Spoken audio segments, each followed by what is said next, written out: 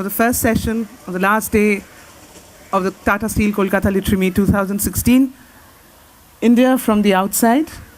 Josh, please lead your panelists onto the stage. Good afternoon, and a very, very happy and thoughtful Republic Day to all of us.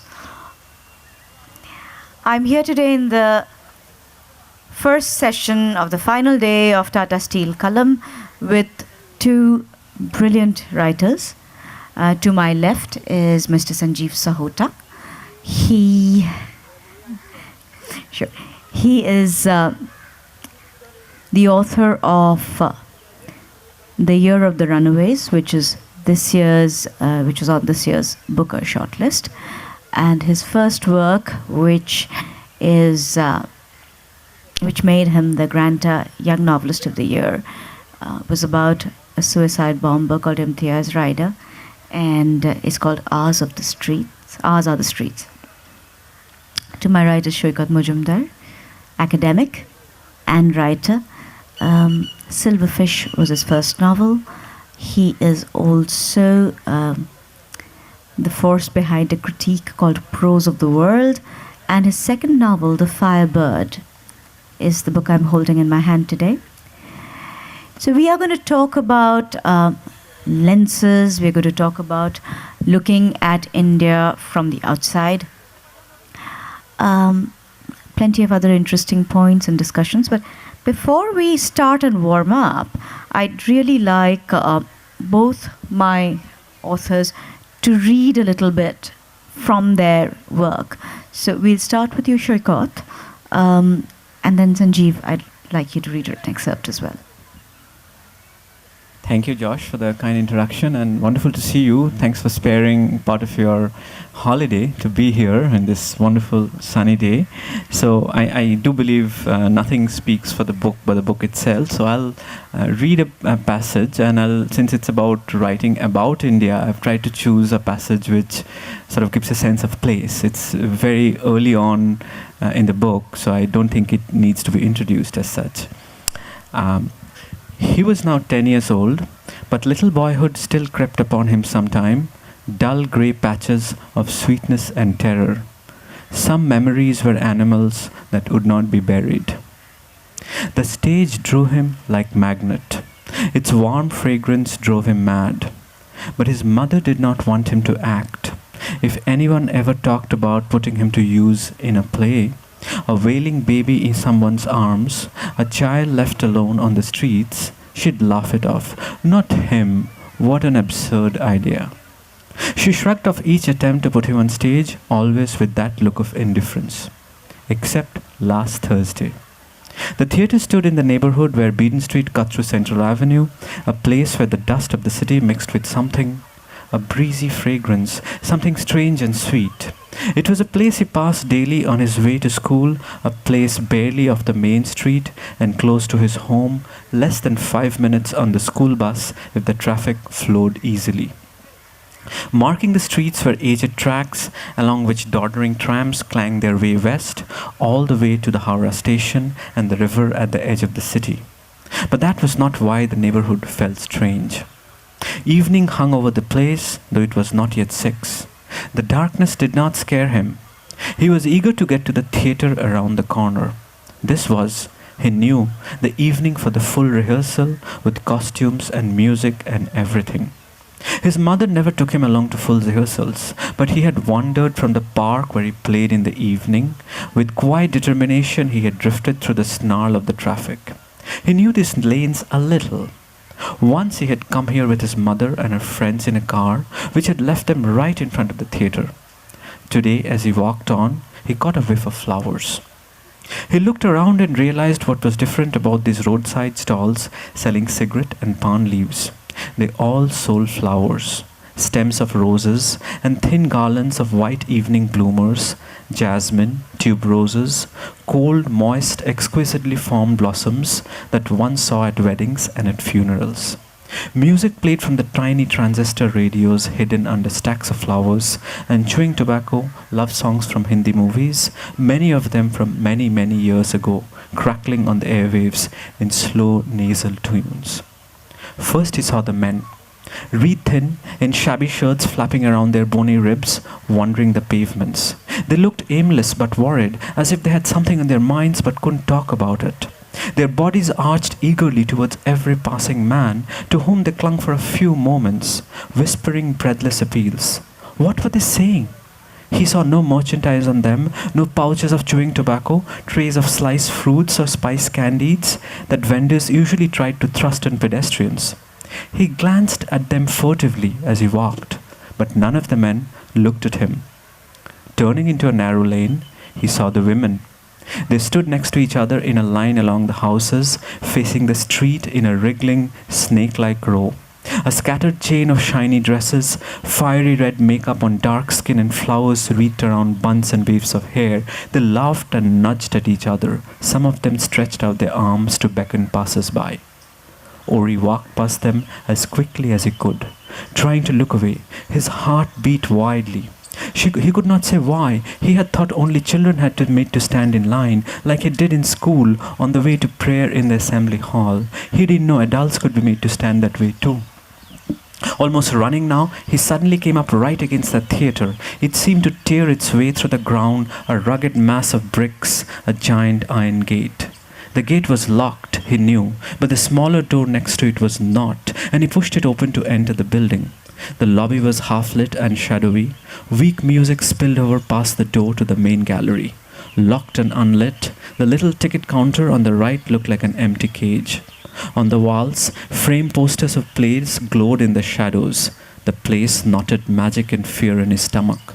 A dense, wooden kind of fragrance filled his nostrils as he moved towards the door of the auditorium. He tiptoed through the door and stopped short, taking in a strange sight. Stop there.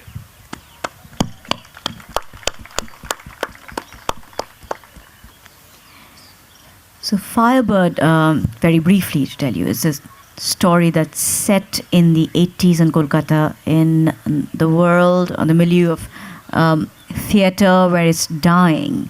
And a lot of us who've grown up in Bengal and grown up in its milieu of theatre as a part of our lives, whether you're children, whether you're acting annually in the puja play, or whether you're a avid viewer of repertory theatre, will know that it has left a gap that we have not yet filled.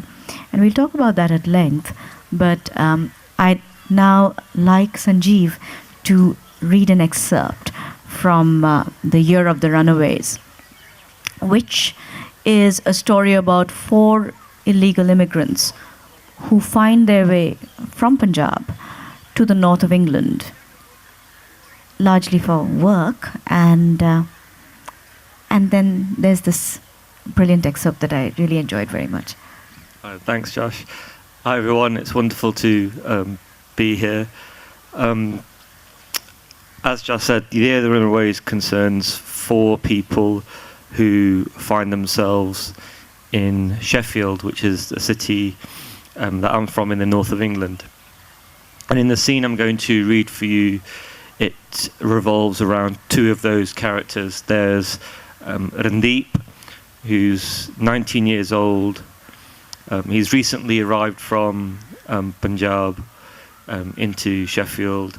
And he's quite, I think it's fair to say, he's quite an immature and at this point quite a lonely and homesick young man. And in this scene he's bringing a suitcase full of clothes to leave at the flat of his quite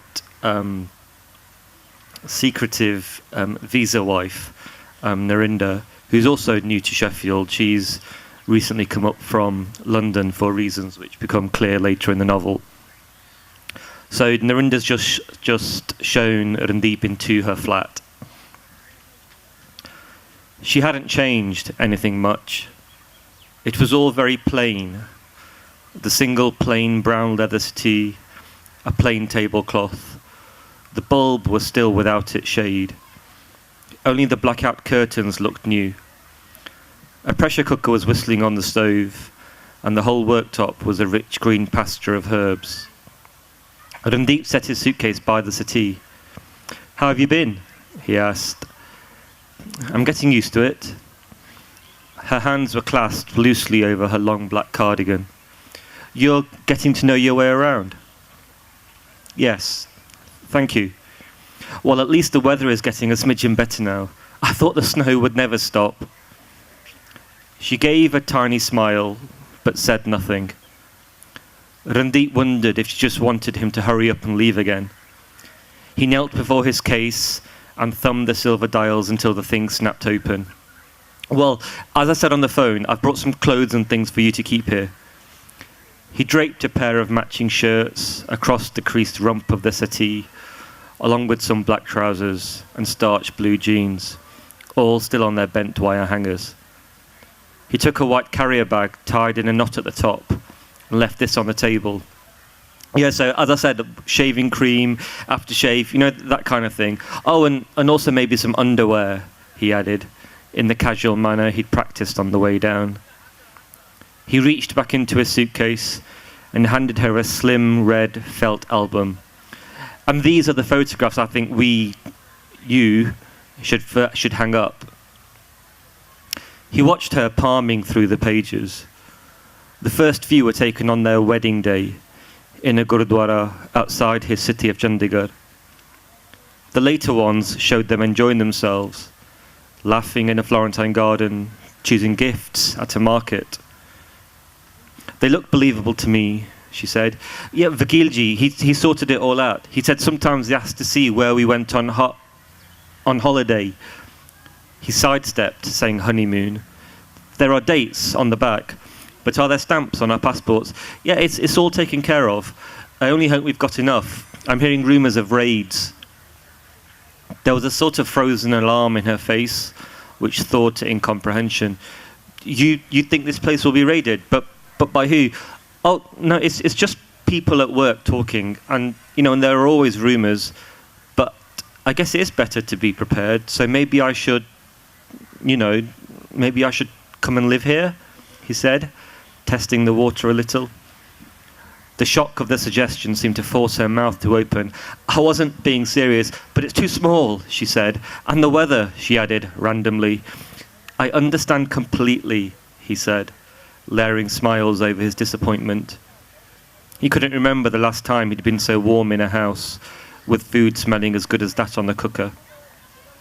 She made to walk him to the door. Oh, I'll help you with this first, he said. It's not fair to leave you to pack it all away. Delay tactics. She said she'd do it later, that it wasn't a problem. Reluctantly, Randeep followed her down the stairs.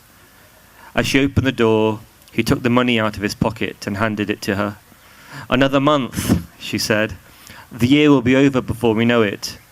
Yes, he replied, shaking his head, as if amazed how quickly the time was passing, when really it seemed to him that each new week took on the span of an entire age. Thank you.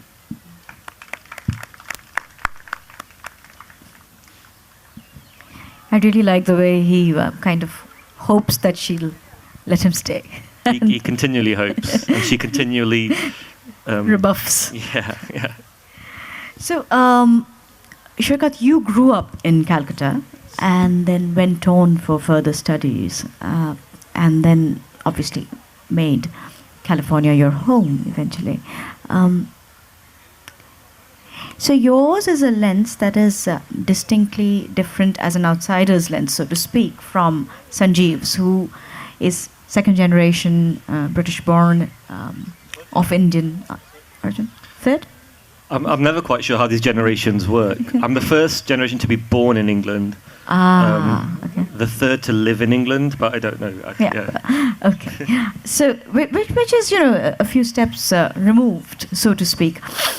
And what I wanted to ask, both of you, is tell us a little bit about your Indian connection and what life has been like. And how much of what you write in your books, I mean, yours being a story about theatre and stage in Kolkata, and yours an experience or a narration of illegal immigrants coming in from Punjab, how much of it is research and where does it become knowing? So how much of it is internalized and how much of it is actually research work? So. All right. Yeah, that's an entirely fair question. I think in some ways mine is not at all an outsider's view. I mean, in a sense, I never left. I've lived away for 16 years, but you can take the guy out of Calcutta, never the Calcutta out of the guy. So it's been, it's kind of an insider, I would say. Of course, I mean, I once spoke to an American novelist, a Vietnamese American novelist, and she told me that, see, the first 5 years is all you need. That is what she meant, was the first 5 years of your life have experiences, and it's such a visceral, the rawness of the experience, the brutal physical nature. And as we grow up, we become kind of more intellectual, we become more socialized into different kind of discourses, and that's something. I've written a novel about sort of adults and somebody, you know, kind of an elderly person, but in a way memory played a role, and I did find that the brutal visceral power of that early childhood experience was really really useful. And in that sense, I'd say I did do research while working on this novel. I did look up, because this is actually located at the intersection of group theatre and commercial theatre, which is now dead, and it kind of struck me that there's almost nothing written on commercial theatre, because it was not really kind of a highbrow art form. Group theatre is the more intellectually ambitious, left-driven art form, and it's about the life of an actor who sort of moves between these two traditions. And I did some research on this, but in the end, the research was really not useful. I ended up writing other pieces. I wrote a long essay for Caravan magazine about the decline of commercial theatre in Calcutta.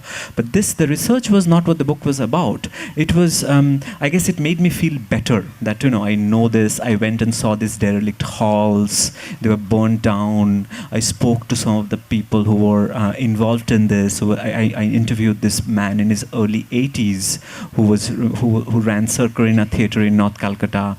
And, you know, some of these made its way. And there was, of course, a kind of a half palpable sense of memory. So I wouldn't say this was so much an outsider's novel. Of course, the outsider element, I think, happens when you write in English. When you write in English about a life that is not lived in English, there's always this attempt to, you must write a language which works perfectly in English and yet has a shadow of an alien language behind it, has a shadow of the vernacular. And not just in dialogue, in situations too. Like one example is, I felt this is very much a neighborhood novel, neighborhood moralities, how people talk in tea shops, what kind of moral opinions they form, and especially about, you know, when a woman is in performances in theatre, the neighborhood's attitudes about that. So in capturing the idea of the neighborhood, I felt the word neighborhood was not working. It was predominantly spatial. So I actually used the word para. I've used the word para in this novel.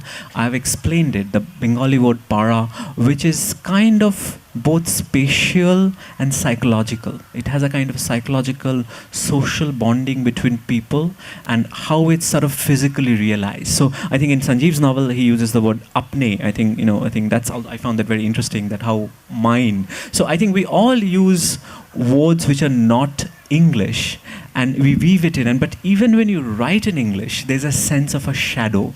Chinua Achebe dreamt of writing the kind of English which smells of palm oil. You know, maybe mine smells of mustard oil. I don't know. But there is this. So that is what I'd say is outside at all. I've lived for 16 years in North America, you know, and I come back, but I do feel when I come back, you don't have a real life or you have a real job.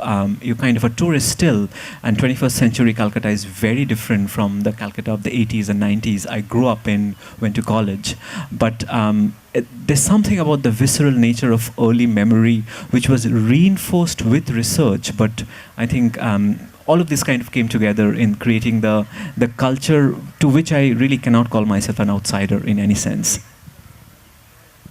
Sunjeev? Yeah, no, it's interesting that you say that the first 5 years is all you need, and I think I'm with you on that one. There's this proverb, isn't there, that give me the child until he's 7 and I'll give you the man, you know, or the woman. That those years are so formative. And my early years were in England, but it was very much like living in a I think I've said this before, like a Punjabi village that had been transplanted from Punjab and just taken lock, stock and barrel and just plonked into a city, in the centre of a city in the north of England, because I grew up in a very traditional Punjabi household. The streets and the estates around me were full of people who were also from the same village that my parents had and grandparents had emigrated from. So it felt like I was, the language was everything was spoken in Punjabi. It's quite a communal way of living. Food was shared, childcare duties were shared. To the extent that I wasn't even quite sure how many siblings I had until I was about 6, 7 years old. I thought everyone was my brother and sister. And I think that did very much inform the way I think and how I thought about myself and my place in the world. And then we moved from that sort of pseudo village to a town where I became almost the only non-white person in my school alongside my brother. So my sense of self seemed to go through this massive dislocation. And I think as a consequence of that, there were questions of, who am I? What is my home? What was my, what do I call my land? And I think in your adolescence and up until your early 20s, those are questions that I was wrestling with. And in between all that as well, I was coming to Punjab once a year to spend a few weeks with my family there. So there was this continual shuttling and shifting and this questioning going on.